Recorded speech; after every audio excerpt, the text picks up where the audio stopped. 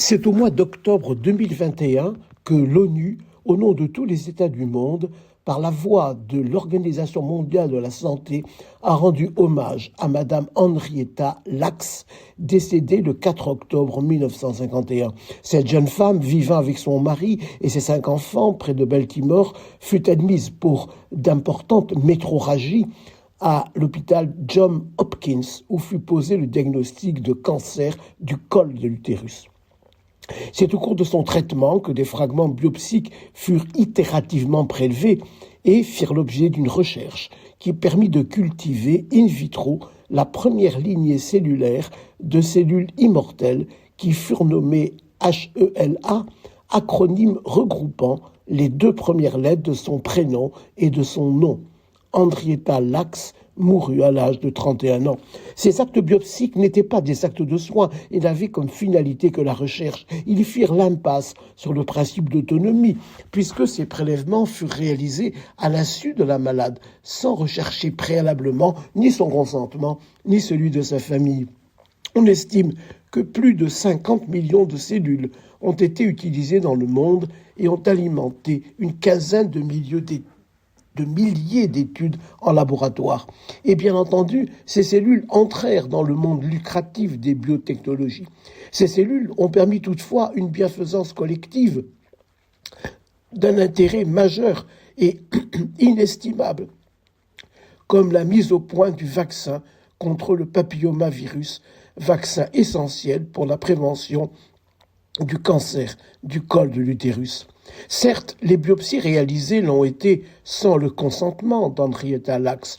Encore faut-il se mettre dans l'esprit des années 1950. On a sans doute peine à croire aujourd'hui qu'il fallut attendre pratiquement la fin des années 60 et les premières années 70 pour que des recherches faites sur l'être humain nécessitent le recueil du consentement et donc l'information des personnes malades.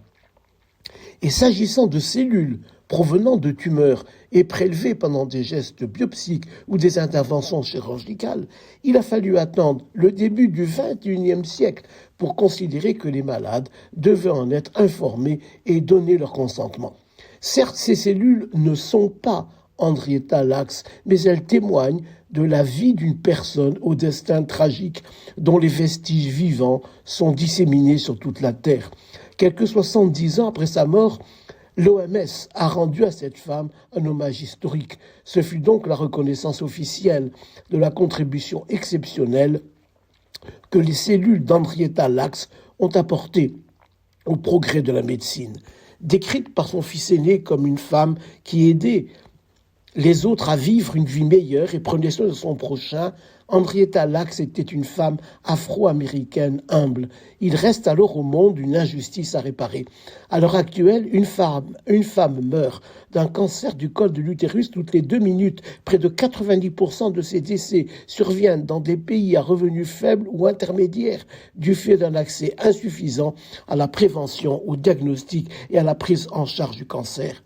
L'OMS déclarait en 2022 avoir pour objectif d'éliminer le cancer du col de l'utérus, ce qui signifie que les innovations obtenues grâce aux cellules d'Henrietta Lacks doivent équitablement être mises à la disposition de toutes les femmes et de toutes les filles du monde.